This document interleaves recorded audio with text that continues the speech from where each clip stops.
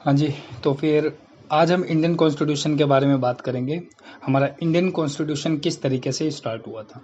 तो सबसे पहले इंडियन कॉन्स्टिट्यूशन की नींव रखी रॉयल चार्टर एक्ट 1600 ने, जब 31 दिसंबर 1600 में ईस्ट इंडिया कंपनी को कॉन्स्टिट्यूशनल राइट दिए गए, जहाँ पर इनके पास लेजिस्लेटिव पावर और मोनोपोली बनाने की जो पावर थी वो ईस्ट इंडिया कंपनी को मिल गई थी। बेसिकली एक ईस्ट इंडिया कंपनी 216 आदमियों का एक ग्रुप था, जिसमें नाइट और एल्डरमैन लोग जो होते थे वही पार्टिसिपेट करते थे। उन्हीं लोगों का एक ग्रुप था जो यहाँ पर बिजनेस करने के लिए आए थे। तो ईस्ट इंडिया कंपनी में एक गवर्नर रहा करता था और 24 डायरेक्टर्स रहा करते थे। और इन्हें धीरे धीरे यहाँ पर ट्रेड मोनोपोली मिलना चालू हो गई थी, और ब्रिटिश मोनार्क्स ने इनको यहाँ पर ट्रेड मोनोपोली दे दी। किन चीज़ों के ट्रेड के लिए? Cotton, sugar, silk, salt, indigo, species, dye, tea और ओपियम। इन चीज़ों की इन लोगों को ट्रेड मोनोपोली यहाँ पर मिलना चालू हो गई थी। फिर धीरे धीरे करते करते इन्होंने 1608 में ईस्ट इंडिया कंपनी ने सूरत में अपना जो शिप था वो डिपार्चर किया, और फर्स्ट जो पहली इंडियन फैक्ट्री थी वो 1611 में इन्होंने मसूलीपट्टनम में, मतलब आंध्र प्रदेश में, इन्होंने सबसे पहली फैक्ट्री इस्टेब्लिश करी। फिर उसके बाद 1612 में, एक साल के बाद, इन्होंने अपनी दूसरी फैक्ट्री इस्टेब्लिश करी जो कि सूरत में थी। बेसिकली फैक्ट्री एक गोडाउन की तरह हुआ करता था, जिसमें ये लोग अपने सामान को एक जगह पर इकट्ठा करके रखा करते थे सेफ। फिर उसके बाद एक इवेंट होता है जिसको हम बोलते हैं बैटल ऑफ स्वैली, जो कि 1612 में होता है और सूरत के पास होता है। ये सबसे पहले, ये एक बहुत छोटी सी नेवल वॉर थी, लेकिन इसका सबसे प्लस पॉइंट हमारे इंडिया में ये होता है कि इन्होंने हमारे आज के ज़माने की मॉडर्न नेवी का शुरुआत किया था। बैटल ऑफ स्वैली बेसिकली दो जनों के बीच में होती है, पहला ईस्ट इंडिया कंपनी और दूसरा पुर्तगीज़। तो ईस्ट इंडिया कंपनी इसमें जीत जाती है, और इसमें अकबर के जो बेटे हैं जिनका नाम है जहांगीर, वो उस समय पावर में रहते थे, है ना। और जहांगीर किसके पिताजी हैं? जहांगीर जो है वो शाहजहां के पिताजी हैं। इस फाइट के बाद जो सर थॉमस रॉय थे वो जहांगीर के कोर्ट में आए थे, और इन्होंने एक कमर्शियल ट्रीटी साइन करी थी सूरत के लिए। तो जहांगीर ने इनको इस कमर्शियल ट्रीटी के लिए एक्सक्लूसिव राइट दे दिए थे। फिर उसके बाद इनके जो ट्रेडिंग की जो पोस्ट थी वो धीरे धीरे सूरत, मद्रास, बॉम्बे और कोलकाता, अलग अलग जगह पे इन्होंने अपनी अपनी पोस्टिंग स्टार्ट कर दी। सूरत में इन्होंने 1619 में, मद्रास में इन्होंने 1639 में। इसी बीच 1634 में शाहजहां के जो बेटे थे उन्होंने ईस्ट इंडिया कंपनी के जो राइट्स थे वो बंगाल तक एक्सटेंड कर दिए थे। और बॉम्बे में इनकी ट्रेडिंग पोस्ट 1668 में, और कलकत्ता में 1690 में। 1670 में East India Company got the autonomous territory acquisitions to make war and peace, can exercise the judicial and the civil criminal justice. तो 1670 तक इन लोगों को ऑटोनोमस टेरिटरी को एक्वायर करने की राइट्स मिल गए, और ये अब छोटी लड़ाइयाँ कर सकते थे और पीस भी मेंटेन कर सकते थे, और ज्यूरिडिक्शन और सिविल जो क्रिमिनल ज्यूरिडिक्शंस था वो भी इनको मिल गया 1670 तक। फिर हम बात करते हैं चार्टर एक्ट के बारे में। चार्टर एक्ट असलियत में किस तरीके से, तो हमने बात करी 1660 चार्टर एक्ट की बात करी, जब हमारे फर्स्ट इंडियन कॉन्स्टिट्यूशन, मतलब ईस्ट इंडिया कंपनी का कॉन्स्टिट्यूशन स्टार्ट हुआ था। तो हम लोगों का भी इन्हीं लोगों के कॉन्स्टिट्यूशन से हमारे कॉन्स्टिट्यूशन भी अफेक्ट होना चालू हो गए थे। फिर 1661 में इन्हें और भी ज़्यादा लेजिस्लेटिव पावर मिलती चली गई, और फिर 1726 में इनको लेजिस्लेटिव पावर मिल गई, और ये लोग एक यूनिफॉर्म जुडिशियल सिस्टम इन्होंने इंट्रोड्यूस करना चालू कर दिया था, किन्होंने? ईस्ट इंडिया कंपनी ने। फिर उसके बाद एक बहुत बड़ी बैटल होती है और बहुत इफेक्टिव बैटल होती है, जिसको हम कहते हैं बैटल ऑफ प्लाजी, जो कि 1757 में होता है, 23 जून में।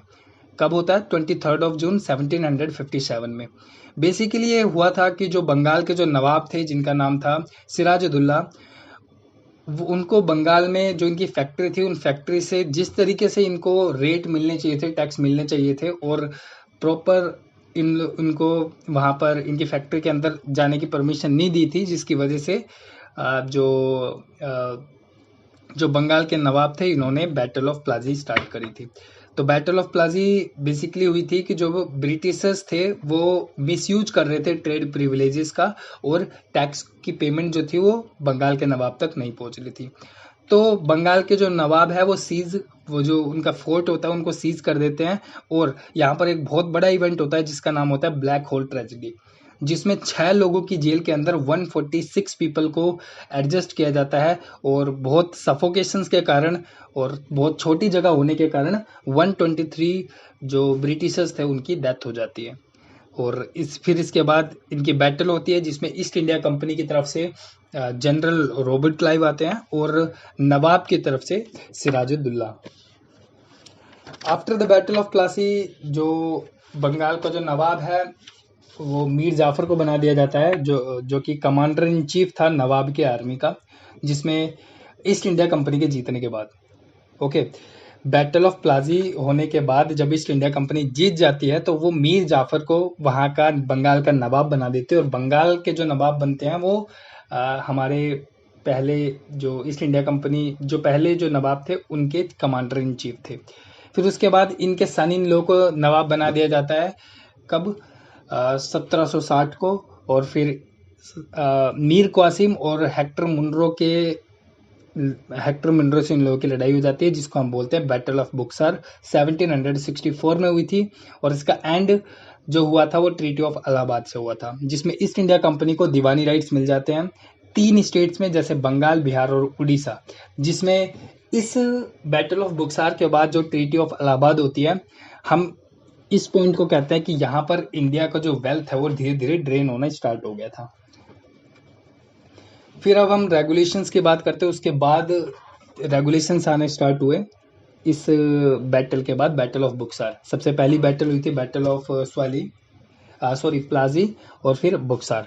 प्लाजी जो हुई थी वो 1757 में हुई है और जो बैटल ऑफ बुक्सर है वो 1764 में हुई है। अब हम रेगुलेशंस की बात करते हैं। सबसे पहला रेगुलेशंस आया था इनमें 1773 में 3 का, और फिर 1784 का, 1813 में और 1853 में 4 एक्ट आए थे। फिर उसके बाद काउंसिल एक्ट आए थे 1858 में। 1857 की जो क्रांति हुई थी उसके बाद 1857 में इन्होंने काउंसिल एक्ट लेकर आए थे, और 1861 में और फिर उसके बाद 1892 में ये 3 काउंसिल एक्ट आए थे। फिर गवर्नमेंट ऑफ इंडिया एक्ट आए थे, वो भी 3 आए थे, जो कि 1909 में और 1919 में और 1935 में। उसके बाद हमारा जो देश था 1947 को इंडिपेंडेंट हो गया था। अब हम सबसे पहले बात करते हैं रेगुलेटिंग एक्ट की। हमने कितने रेगुलेटिंग एक्ट के बारे में बात करनी है? 4 रेगुलेटिंग एक्ट के बारे में बात करनी है। पहला 1773, 1784, 1813 एंड 1853 चार्टर एक्ट। तो सबसे पहला रेगुलेटिंग एक्ट है 1773। ये एक पहला स्टेप था जहां पर जो ब्रिटिश गवर्नमेंट जो थी वो कंट्रोल करना स्टार्ट कर देती है ईस्ट इंडिया कंपनी को। इसकी वजह से हमारे इंडिया में सेंट्रलाइजेशन स्टार्ट हुआ था, जहां पर इन्होंने स्टार्ट किया था गवर्नर जनरल ऑफ बंगाल। पहला जो गवर्नर ऑफ बंगाल थे उनको गवर्नर जनरल ऑफ बंगाल बना दिया गया। ये उस समय का प्रेसिडेंट के बराबर एक आदमी रहा करता था। तो सबसे पहले जो गवर्नर जनरल ऑफ बंगाल थे जिनका नाम था वैरन हेस्टिंग, जो कि वॉर, पीस और रेस्पॉन्सिबिलिटी जो थी ऑल ओवर, जो वॉर, पीस और रेस्पॉन्सिबिलिटी थी वो गवर्नर ऑफ बंगाल को दे दी गई थी। और बाकी जो दूसरे जो गवर्नर रहे करेंगे वो सब ऑर्डिनेट रहेंगे गवर्नर जनरल ऑफ बंगाल के। इसी समय पर सुप्रीम कोर्ट इस्टेब्लिश हुआ था 1774 में, कहाँ पर? कोलकाता के अंदर। फिर उसके बाद पिट्स इंडिया एक्ट आया था 1784 में, जिसमें पावर को 2 तरीके से डिवाइड कर दिया था। पहला कोर्ट ऑफ डायरेक्टरेट और board of control. Court of directorate जो हुआ करता था, जो कि कमर्शियल यूनिट्स या कमर्शियल मामले देखा करता था, वो ईस्ट इंडिया कंपनी को दे दिया गया। और बोर्ड ऑफ कंट्रोल एक तरीके का पार्लियामेंट होता था जो पूरी तरीके से ब्रिटिश की जो गवर्नमेंट है वो गवर्न किया करेगी। तो क्या था? डुअल गवर्नमेंट यहाँ पर सबसे पहले इंट्रोड्यूस किया गया था। पहला पॉलिटिकल राइट्स और कमर्शियल पावर। तो जितने भी पॉलिटिकल राइट्स थे वो COD तक में इस्टेब्लिश कर दिए गए, है ना। कोर्ट ऑफ डायरेक्टर और कमर्शियल जितने भी राइट्स थे वो ईस्ट इंडिया कंपनी को दे दिए गए। फिर उसके बाद जो तो ईस्ट इंडिया कंपनी के द्वारा जो भी एरिया को कवर किया गया था, जो भी एरिया को एक्वायर किया गया था, उस एरियाज को हम कहते थे ब्रिटिश पोजेशन इन इंडिया। अब हम बात करते हैं 1773 की, हमने बात कर ली, 1784 की हमने बात कर ली। अब चार्टर एक्ट 1813 की बात करते हैं। 1813 में जो ईस्ट इंडिया कंपनी की जो मोनोपोली थी वो ऑलमोस्ट फिनिश कर दी गई थी, है ना।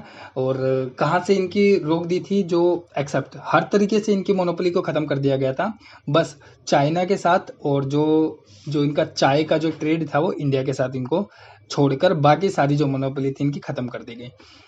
1833 में इनके जो ट्रेड था कंपनी का उसे भी अबोलिश कर दिया गया, और 1 लाख का जो एक्सपेंडिचर था वो नेटिव इंडियंस के लिए बजट के द्वारा अलॉट किया गया।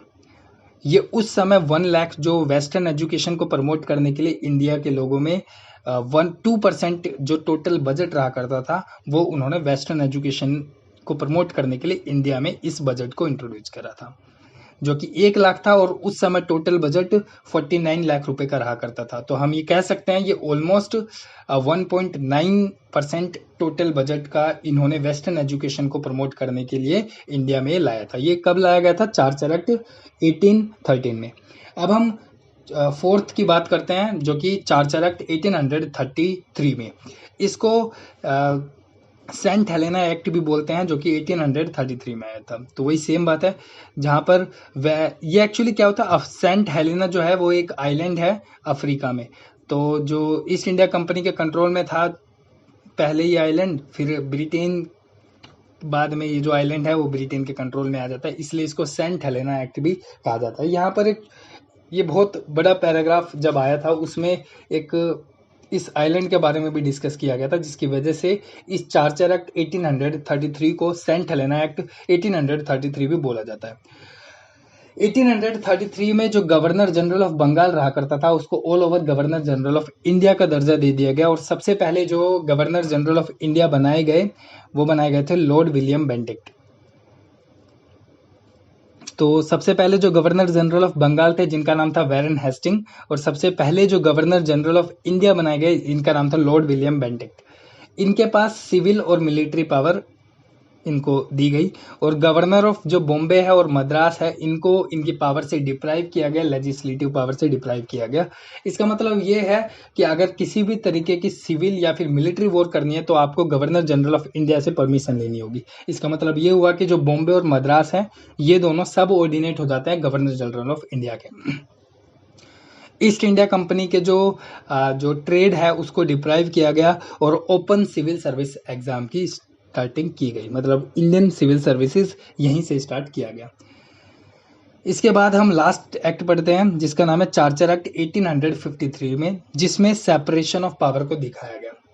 स्टार्टिंग में हमने सेंट्रलाइजेशन देखा, और अब हम देखें तो यहाँ पर हमने डिसेंट्रलाइजेशन जैसी थोड़ी सी चीज़ देखी है, लेकिन रियलिटी में ये एक डिसेंट्रलाइजेशन नहीं बोला जा सकता। तो सेपरेशन ऑफ पावर यहाँ पर स्टार्ट किया गया था, जिसमें लेजिस्लेटिव पावर और एग्जीक्यूटिव पावर को अलग अलग किया गया। लेजिस्लेटिव पावर में जो लेजिस्लेटिव फंक्शन है वो 6 मेंबर्स की बॉडी रहती थी, जिसमें 4 जो थे वो लोकल गवर्नमेंट के लोग हुआ करते थे, और 2 जो थे वो ब्रिटिशर्स गवर्नमेंट की तरफ से रहा करते थे। हालांकि ये जो थे वो लोकल जो लोगों की हमने बात करी, ये लोकल लोग 4 लोग मद्रास, बॉम्बे, बंगाल और आगरा से बिलोंग करते थे, और ये भी ब्रिटिशर्स ही थे, ये है ना। देखो 4 में से ये चारों ब्रिटिशर्स ही थे, लेकिन ये लोकल रिप्रेजेंटेटिव होने चाहिए। बॉम्बे, मद्रास, बेंगलोर और आगरा। जो 2 रिप्रेजेंटेटिव है वो जो ICLC, मतलब ये जो लोकल रिप्रेजेंटेटिव होंगे जो इंडियन सेंट्रल लेजिस्लेटिव काउंसिल, मतलब ब्रिटिश के जो पार्लियामेंट के लोग हैं उन लोगों में से एक होंगे। फिर जो वैरन हेस्टिंग होते हैं वो फर्स्ट इंडियन सिविल सर्विसेज की स्टार्टिंग करते हैं, और कॉर्नवालिस जो है वो father of Indian civil services माने जाते हैं। कॉर्नवालिस ने ICS कोग्निवेंट और ICS अनकोविनेंटेड बना दिए थे। कोविनेंटेड में हाई पोस्ट आया करती थी, और अनकोविनेंटेड में हाई पोस्ट नहीं आया करती थी। हाई पोस्ट का मतलब इसमें हो जाता है IAS, IPS और IFS की तरह, और अनकोविनेंटेड में जिसमें सिविल, रेलवे, लीगल और आर्मी। फिर उसके बाद गवर्नमेंट ऑफ इंडिया एक्ट आता है 1919 में, जहाँ पर ऑल इंडिया सर्विसेज और सेंट्रल एग्जामिनेशन जैसे चीज़ें कंडक्ट करवाना स्टार्ट कर दिया था। और 1853 में लेजिस्लेटिव जो सेपरेशन था वो देखने को मिलता है ना। लेजिस्लेटिव सेपरेशन एग्जीक्यूटिव सेपरेशन से देखने को मिलता है। लेजिस्लेटिव काउंसिल में 6 मेंबर रहा करते थे, जो हमने बात करी थी। इंडियन सेंट्रल लेजिस्लेटिव काउंसिल जो कि पार्लियामेंट की तरह ही हुआ करती थी, जिसमें 6 मेंबर हुआ करते हैं। 6 में से 4 मेंबर और 2 मेंबर डिवाइड किए गए थे। 4 मेंबर जो हुआ करेंगे वो मद्रास, बॉम्बे, बंगाल और आगरा से बिलोंग करेंगे, और they are the Britishers in India, right. और 2 मेंबर जो होंगे वो एक लोकल रिप्रेजेंटेटिव होंगे, और जिनको सेलेक्ट किया जाएगा इंडियन सेंट्रल लेजिस्लेटिव काउंसिल के द्वारा पार्लियामेंट में, है ना। ये एक तरीके का पार्लियामेंट ही रहा करता था। तो इसके बाद हम पढ़ेंगे गवर्नमेंट ऑफ इंडिया एक्ट 1858। ये 1857 की क्रांति के बाद जो हमारा इंडियन कॉन्स्टिट्यूशन मेन तरीके से यहीं से स्टार्ट होना चालू हुआ था। तो ओके, थैंक यू।